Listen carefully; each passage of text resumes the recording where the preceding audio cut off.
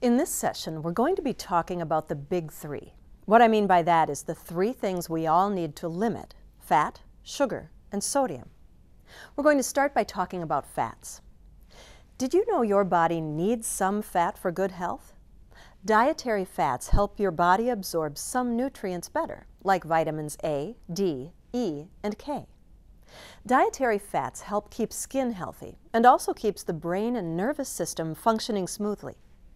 Most foods contain some fat, but they vary in the amount and types of fat: monounsaturated, polyunsaturated, saturated, and trans fats.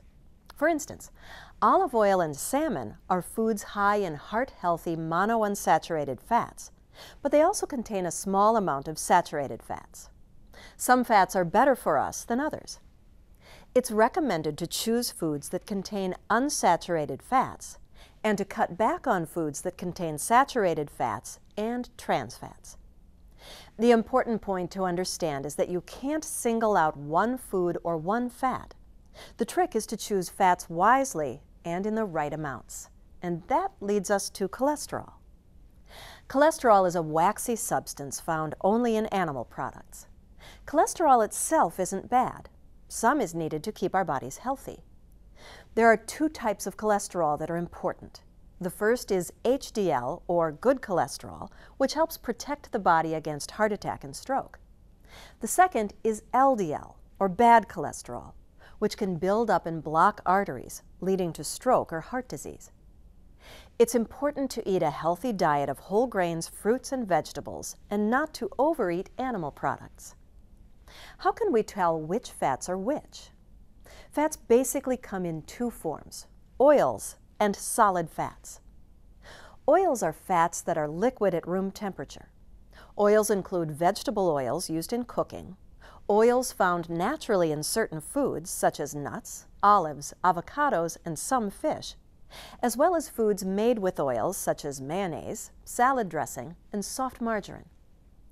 Most oils are unsaturated and are high in monounsaturated or polyunsaturated fats. Cold water fish such as salmon, mackerel, herring, and tuna are good sources of omega-3 fats, which are a type of unsaturated fat that is especially good for your heart. Saturated or trans fats are solid at room temperature. Saturated fats are found in animal foods like cheese, whole milk, meat, as well as processed meats such as hot dogs and bologna. They are also found in many baked goods, such as pastries, cookies, and pies. The third type of fats is trans fats. Trans fats are also solid at room temperature. The problem is they raise bad cholesterol and lower good cholesterol. There are two types of trans fats: man-made and naturally occurring. Man-made trans fats are found in snack goods and baked goods, such as cookies, crackers, donuts, pastries, and croissants. They act very differently than those that occur naturally in low amounts in meat and dairy products. Man-made trans fats are much more unhealthy than those that occur naturally. The most popular claim these days is zero trans fats. Just because the claim and the label say the food contains no trans fats, in fact, it could contain small amounts of trans fats, which can add up with multiple servings or multiple products over the course of the day. The important thing to remember is that you should avoid processed foods as much as possible because these are major sources of trans fats. The recommendation for trans fats is 0. More specific information about fats and cholesterol is located on the nutrition facts label. This information can be helpful when comparing one product with another to find the better choice or when following a special diet. Try to limit these nutrients because they are not heart healthy. Let's move on to another of the big three things to limit: added sugar. Sugar can be found naturally in some foods, or it can be added by food companies to processed foods in amounts more than we usually need. Natural sugars can be found in fruit, some vegetables, milk, and grains. We know that nutrient-rich versions of all of these foods also contain vitamins, minerals, fiber, and other important nutrients. Foods containing added sugars are usually nutrient-poor, meaning that they contain a lot of extra calories and very few nutrients. Cakes, pastries, cookies, and soft drinks are examples of foods with added sugar. Soft drinks in particular can cause problems for the people you support. Some individuals earn soft drinks as a reward for desired behavior, and some individuals will spend their own money to buy soft drinks. Either one of these can contribute to a lot of added sugar, but when both are combined, it can be way too much sugar for one person. Take a look at this regular soft drink. Each 20-ounce bottle contains 12 to 15 teaspoons of added sugar. That is up to 240 extra calories per bottle.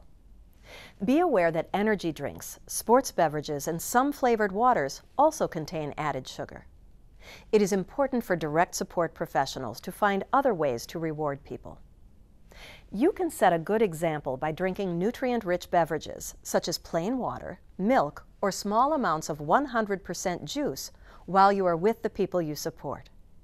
Like other Americans, the individuals you support often eat a diet high in processed foods containing added sugars.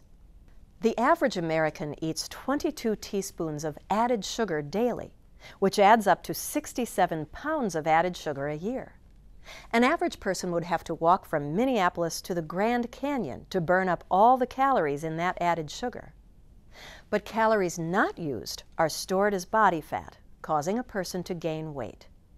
It's not hard to see why obesity is such a serious problem in the United States. Besides weight gain, sugar can cause cavities in teeth.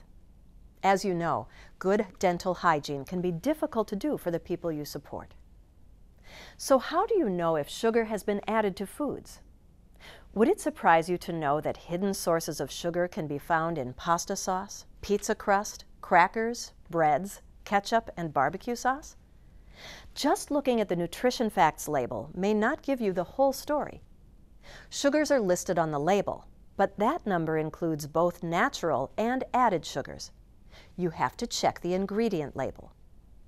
There are many different names for sugar. If any of these are listed as one of the first 3 ingredients, the food is probably high in added sugar. Let's look at this ingredient label for a marshmallow oat cereal. The second ingredient listed is the marshmallows, which we see are made up almost entirely of sugar. The third ingredient is actually sugar. Corn syrup also adds to the sugar content. I think we can all agree that this cereal is high in added sugars. Some of these names are easy to recognize as sugar because sugar is in the name. It is hard to tell if other names are sugar, such as high fructose corn syrup. High fructose corn syrup is the sugar source most commonly found in regular soft drinks, sports drinks, candy, and processed baked goods. Though honey, molasses, and real maple syrup are considered natural forms of sugar, they can still add a lot of extra calories to the diet. Sugar in any form should be limited. What we know from a previous session is that sodium is part of salt, but let's look at it a little more closely. We do need to eat some sodium because it helps muscles contract and relax, and it also helps us not to become dehydrated. Too much sodium, though, can be harmful, increasing your blood pressure and the risk of heart disease and stroke. Most Americans get far too much sodium in their daily diet and need to cut way back. The average American consumes about 3,400 milligrams of sodium a day, which is about 2 full teaspoons of salt. This is twice as much salt than what anyone needs, including the individuals you support. When we consume this amount of salt every day, it adds up to almost 3 pounds of salt each year. Did you know you were eating this much salt in 1 year? Sodium information can be found on the nutrition facts label. It's part of the nutrients to limit. An easy way to tell if a serving of food is high in sodium is to use the percent daily value as a guide. If it's 20% or higher, then the food is high in sodium. Under 5% is low in sodium. This information is helpful if a person you support is on a low sodium diet. 75% of the sodium in the average American's diet comes from processed foods, such as frozen dinners, pizzas, canned foods, packaged mixes, snack foods, and salad dressings. The sodium content of a food can be found on the nutrition facts label. Food companies are required to list sodium in milligrams on the nutrition facts label. It's important to look at the sodium content of foods, especially if you have someone in your home who has high blood pressure, is considered to be at risk because of family history or other medical conditions, is African American, or is over the age of 50. All these individuals need less sodium. These individuals should have no more than 1,500 milligrams of sodium per day. Other individuals can have up to 2,400 milligrams. Some products may have a label on the front to indicate it has lower sodium content. If the food is processed, even if it says reduced or less sodium, it still has some sodium. Now let's take a look at the amount of sodium in a few processed foods. When you use processed foods or eat foods prepared at restaurants, the sodium adds up quickly. For example, one fast food double hamburger and fries adds up to 1,347 milligrams. One slice of frozen pepperoni pizza is 1,348 milligrams. This is just for one slice of pizza. Many people eat 2 slices at a meal, which doubles the amount of sodium. 1 cup of a prepackaged chicken and pasta dinner is 920 milligrams. 1 cup of prepackaged hamburger and pasta dinner is 810 milligrams. Some of these meals almost meet the entire day's limit. So when you add in the amount of sodium eaten at the other meals and snacks, we tend to be way over the limit. One of the best ways to be sure you are lowering your sodium intake is to prepare dishes homemade. Then you can control what goes into it, including sodium. Besides making homemade dishes, here are 10 other tips to lower sodium in your diet. Reduce the amount of canned foods used in the menus of the individuals you support. Canned soups, broths, meats, and vegetables all contain high amounts of sodium. Making homemade soups and eating fresh vegetables and lean meat is much healthier. Limit the amount of processed foods you prepare. If you do buy packaged foods, look for the ones that are lower in sodium. Don't be misled by terms on the label. Always read nutrition labels on foods to see how much sodium is in each serving. Use herbs and spices instead of salt to flavor foods. Try using a variety of herbs and spices, such as paprika, pepper, rosemary, oregano, or parsley. You will actually get more flavors out of the herbs and spices, and foods will have a richer taste. Try growing your own fresh herbs with the people you support.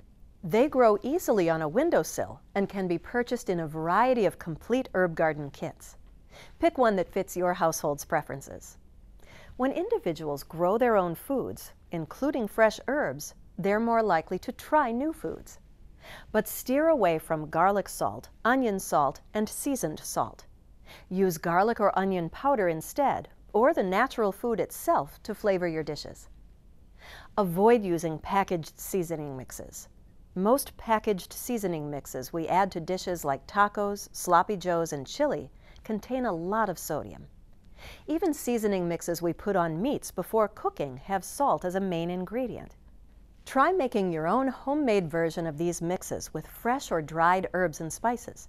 There are some great examples found on the website. One is a lower sodium herb mix that can be used to flavor rice dishes, and the other, a southwestern seasoning mix, can be used in making tacos and chili. They are lower in sodium and cost less than the packages of seasonings found at the store.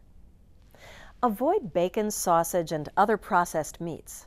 Lunch meat, hot dogs, bacon, ham, and pepperoni are all high in sodium. Try to eat lean, fresh meat like chicken, turkey, and lean red meats. Limit how often you take the people you support to fast food restaurants.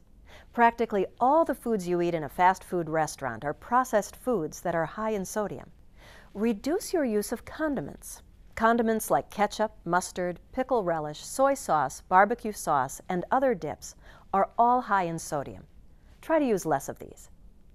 Salad dressings can also contain high quantities of sodium, so read the labels carefully. Try eating more fresh fruit, vegetables, and unprocessed lean meats. Also try making more dishes homemade. Then you are in control of what goes into the dish. This way you can cut down on sodium while eating a healthier diet. Follow these simple steps, and your diet will be much lower in sodium. I guarantee you won't miss the salt after a couple of weeks. Remember, our tastes change in response to our diets. So if you reduce the amount of salt in your diet, especially if you do it gradually, your taste for salt will decline after a while. You will probably notice other flavors that you weren't as aware of when your food was saltier. I've made the following points in this session. Remember to make these choices to reduce the fat, sugar, and sodium in your meals. Use nutrition labels to choose healthy foods. Avoid processed foods filled with added fat, sugar, and sodium. Choose fruits, vegetables, whole grains, low-fat dairy, and lean meat protein for most meals. Make foods from scratch to control fat, sugar, and sodium.